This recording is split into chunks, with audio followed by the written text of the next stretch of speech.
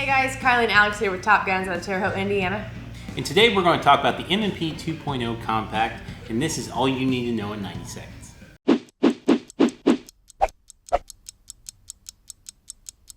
Smith & Wesson came out with a 2.0 series here recently, including the 4-inch compact that we're reviewing today.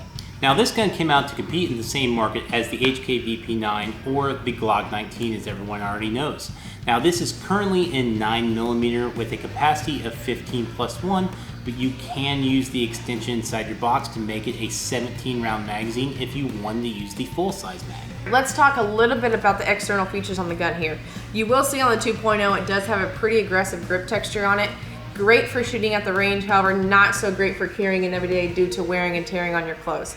If you're wanting to change them out, the 2.0 does come with a small, medium, medium-large, and large back straps to change out if you're wanting to.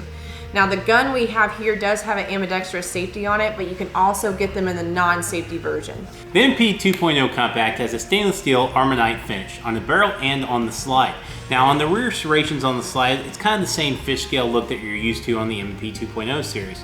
Now on the front, it also has a small set of serrations to do things like press checks and so on. Now the 2.0 is going to be coming with the ambidextrous slide lock, also coming with the regular M&P 3-dot sights. Now something I did notice that took a big upgrade and is really nice is the trigger pull, coming in at 5 to 5.5 pounds. With the weight coming in around 27 ounces, that's just a little bit heavier than something like a Glock 19.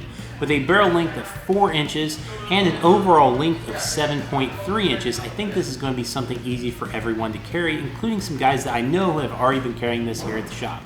Now with an MSRP for the 2.0 coming in around $569, you should be able to find this around $490 at your local gun shops. Thanks again guys for watching all you need to know in 90 seconds. If you have any other videos you would like for us to cover, please leave those down in the comments below. Guys, don't forget to check out our Patreon page where you will find exclusive deals and videos. Thanks for watching.